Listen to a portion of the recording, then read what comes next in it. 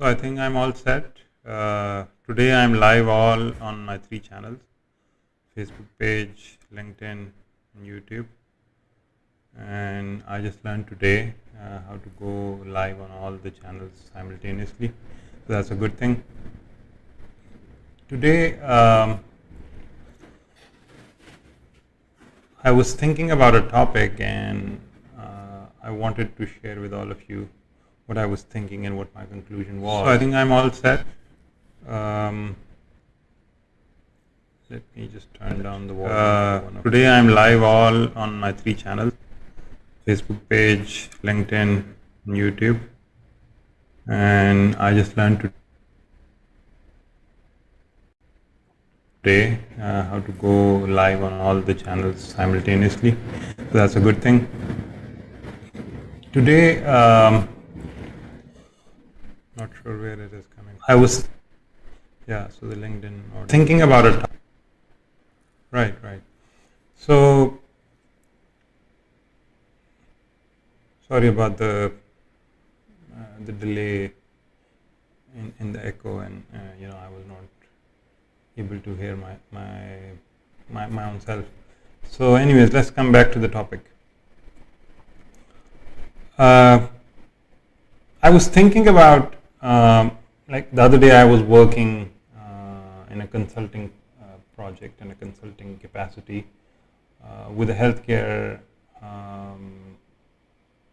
opportunity or a healthcare initiative, and the topic was how can we use quantum computing in healthcare problems and solving healthcare problems. There are multiple academia groups making their own quantum computing platform, and then some of them have collaborated with giant cloud companies to access those quantum computers from the cloud platform as a service.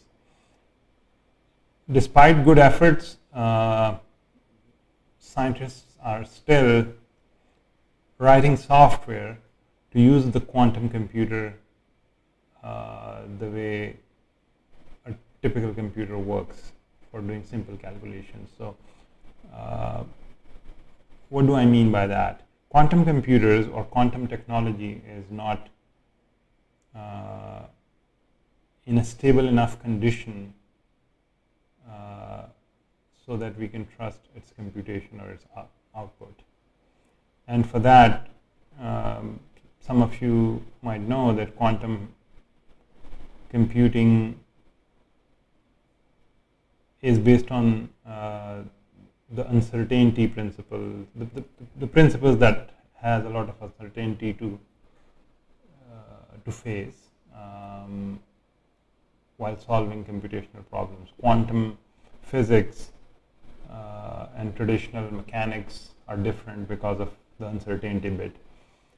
And the same uncertainty, or multiple parallel states at the same time, that gives the power to the quantum computer that it possesses, right? So the topic of today's topic is like why quantum computing will take some time before we can use it efficiently and use it as an alternative to traditional digital computers. Now, the perspective that I want to give you about why it will take time is I want to take us back to the history of computers. And I just mentioned that quantum computers need more stability, and we need to work on methods to reduce the chances of uncertain outcomes, or the non-deterministic nature of the quantum computation or quantum outcomes. I don't want to make statements that are not theoretically correct, but what I'm trying to say here is quantum computer needs to be made less error prone, right? And that needs effort and research and more science to be developed. Now, Of course, it's an advanced topic, and we can't just sum it up in one 20-30 minute session. But I just want us to go back in the history and see how in the past creators of computers have always been considerate of the fact that they should use the technology that is most certain and most predictable when they use that technology for calculations or computing. And predictable can also be called deterministic. So what do I mean by that? Computers, like in history, computers were made mechanically, like abacus, if you call it a computer or a calculation machine. It was a computer, and you can see the simplicity of technology in abacus. Simple rods with beads are doing the calculation and the movement of those beads. So there is not a lot that can go wrong in abacus. There is not a lot of uncertainty in making those rods and then putting beads on top of those rods, and each bead is pretty deterministic and non-fuzzy while you move it or try to locate it. So this was a good choice of technology to make a calculation machine or computing machine, and that's why it did a great job of calculation. After abacus, if you look into the next technology used for computers is Charles Babbage's mechanical computer, right? Now, humankind has been seeing the predictability and the repetitive success of the loom, the machine that is used to make fabric. Fabric was one of the process that required very good repetitive results. And after mastering that repetitiveness of success for making fabric for centuries, Charles Babbage, or humankind, was able to zero in on a technology, which is mechanical technology of looms, to make a computer. They knew this technology do not have a lot of uncertainty. It almost always produces patterns in fabric, right? So it can produce calculations and accuracy, repeatable accuracy in calculations, and that inspiration gave us the mechanical computer that Charles Babbage created. And we can even talk more about this. Mechanical machines are usually, mechanics or mechanical machines are pretty predictable. The textbook predictability of mechanics compared to quantum, if I contrast these two. So mechanical machines' behavior is pretty predictable. The gear ratios and the number of teeth in a gear, and so rarely things can go wrong if a good mechanical machine is designed. And that's why this mechanical technology, or this loom machine technology, was used to make a computer. So what is the lesson that I'm trying to teach us here is that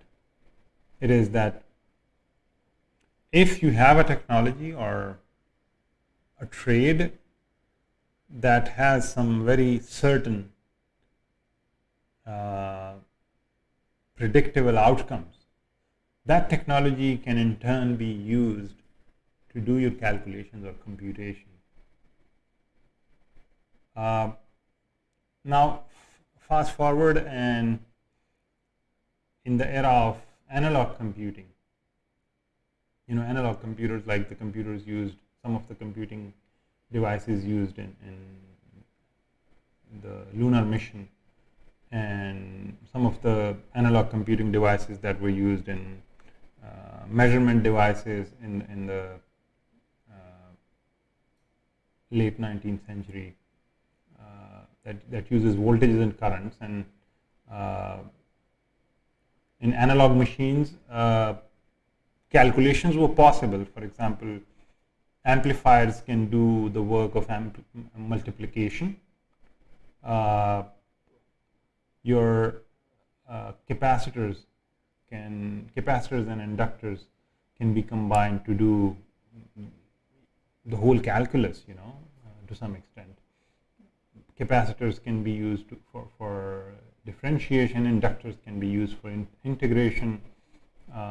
Integration is a form of summation, so iteratively adding something can be done through capacitors and capacitive, inductive, resistive circuits, and they were used for calculations and measurements and recording. But the problem with analog computing was that, and it took time to become a digital computer, right? What was the problem with analog computers? It was the same uncertainty of outcomes. The technology was good, it was advanced, but the uncertainty of the outcomes and unpredictability of the outcomes. To make a good capacitor, it takes a lot of experience for a factory to make good capacitors, and your analog calculations depend on the choice of capacitor technology, the choice of op amps or amplifiers that you're using for let's say multiplication or amplification.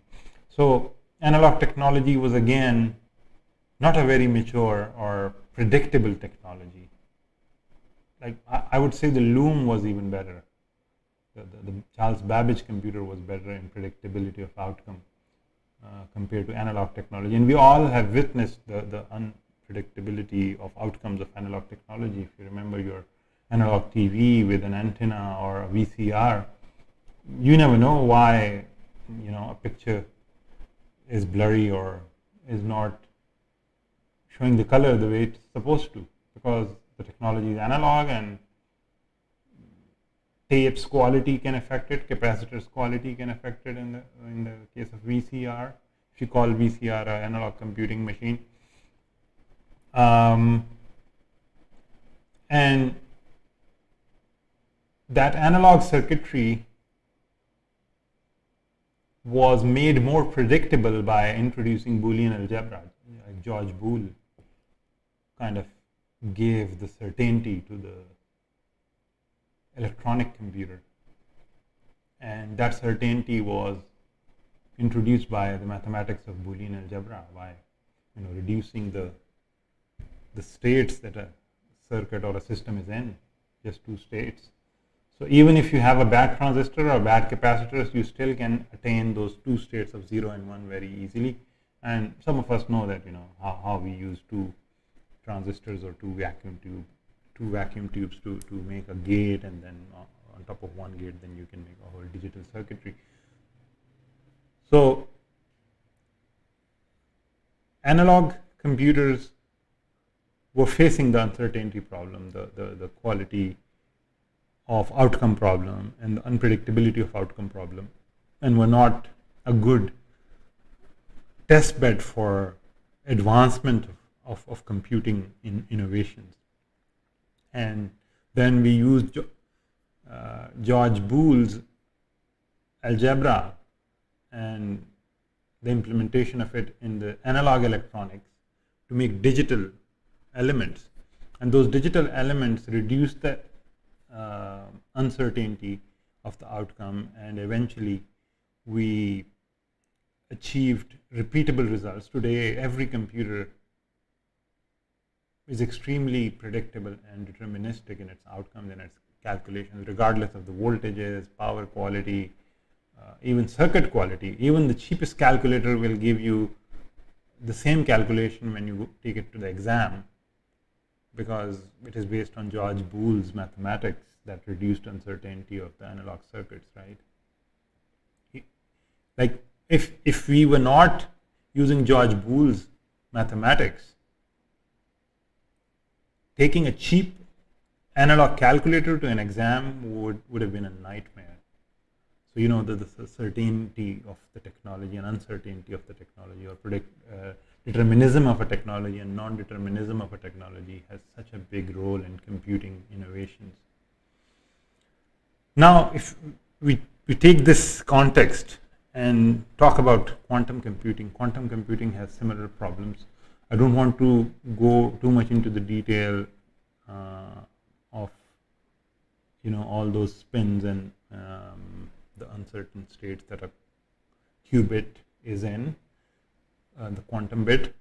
But I just want to highlight here that just like we had to wait for analog computers to be digitalized and for human mind to invent digital logic components, that invention took centuries.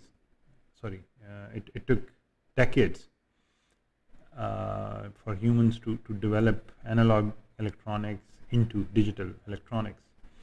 The same journey is required for the uncertain and non-deterministic technology of quantum machines, quantum computers, to be more deterministic and reliable. And that work is very aggressively on the way, and many international groups are working to make quantum computers more and more determinable or repeatable, reusable. I'm using many words because I don't want to, I don't want to offend the people who know quantum computer better than I know. But the main challenge that we are solving in the couple of decades, like in the last decade and this decade, is to reduce the uncertainties in the quantum hardware through softwares or algorithms, so that the power of quantum technology can be used to make the next generation of computing technology. And once we are able to overcome those uncertainty problems, this will be a real deal. We all know, the problems that it can solve in healthcare and genetics and in drug discovery. As I was thinking about this problem because of my healthcare initiative, so that's why I'm very excited, and I'm very hopeful that healthcare would be one of the verticals and industries that will make this quantum computing possible and more usable for solving actual problems. Rather than today, what we're doing is we're solving quantum computers' problems for the quantum computer, right?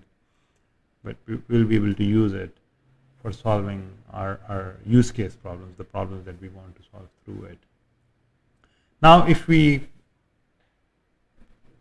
talk a little about how quantum computing is going to help solve those problems, so I just want to skim through the subject areas that some of you might already have studied in your engineering or computing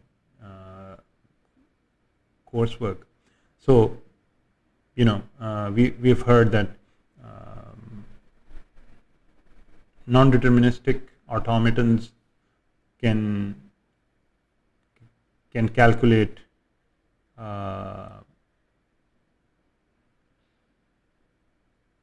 solutions of problems that are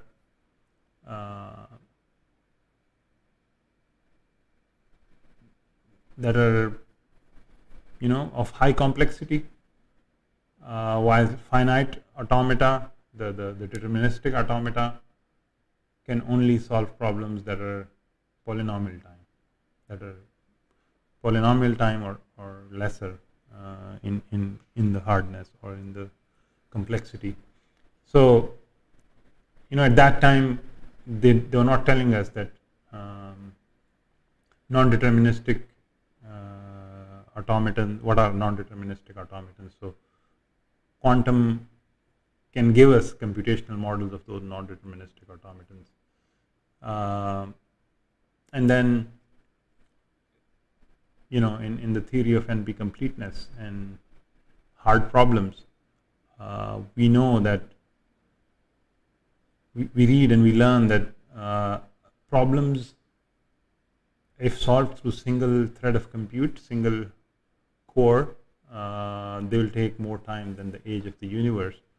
And the only solution that we can solve these problems through is by having infinitely many parallel computational universes, if I may use this analogy. So one computer cannot solve it in the age of the universe, but if you have infinite computers, or infinite or approaching to infinity states of computations, then those threads can use multiplicity of threads, and solve the problems quickly. So any problem like breaking codes, or finding the best molecule combination for a disease, those are, some of them are proven to be NP complete or NP hard, and those problems take more than the age of the universe time on a single computer, and only solutions like quantum computing can solve it. Mechanical computers, or even digital computers, the digital logic that we have, cannot parallelize infinitely. So quantum is one of the technologies that can take us on that trajectory of having extremely high number of threads of computation. Today we are trying to achieve that through multi-core compute, like we have those CUDA multi-core compute engines, and then we're using multi-core clouds in Kubernetes. Those are all efforts of parallelization of compute threads, but digital computers in its core are not, the technology is not suitable or optimized for multiple threads, or for extreme parallelism. And things like quantum computing are required to solve those problems by adding more compute power, or brute force nature of solutions. Although there are algorithmic ways of solving similar NP problems through heuristics, or using lesser compute but smarter algorithmic choices, but that is only heuristics, and some problems are not acceptable when you use heuristics. So it's a long discussion. I don't want to confuse myself and all of us. I just wanted to highlight in this live session what I was thinking about why quantum computing will take time to mature, and what I was discussing here today for those who joined just now. By the way, I'm live on LinkedIn, Facebook, and YouTube, and you can comment. You can ask me to join me. I am I can send you the URL. You can come online and you can ask me questions, or give your comments. So I welcome you. Don't hesitate to ask me to join. I can take you live in the discussion. So what I was saying was that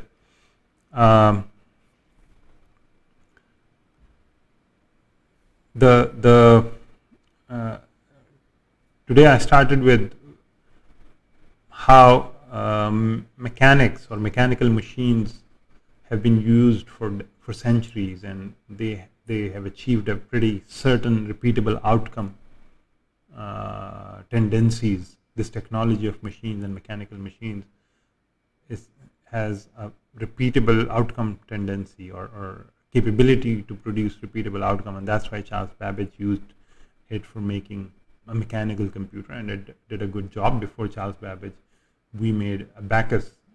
Humans made a Bacchus, which was a very repeatable result computing machine because of simplicity and repeatability of its mechanical properties.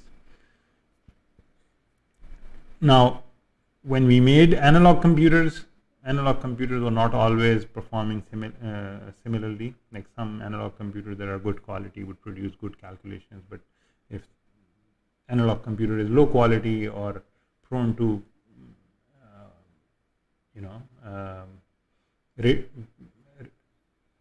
electromagnetic noises or something, then it will perform badly. If capacitor is bad quality or it is an old capacitor, then your analog computer would do a bad job. And then for making that technology produce more repeatable results, humankind used George Boole's Boolean algebra to add certainty and determinism to the outcome of analog circuitry, right? And they made digital circuits and digital computers through that mathematical subject of Boolean algebra.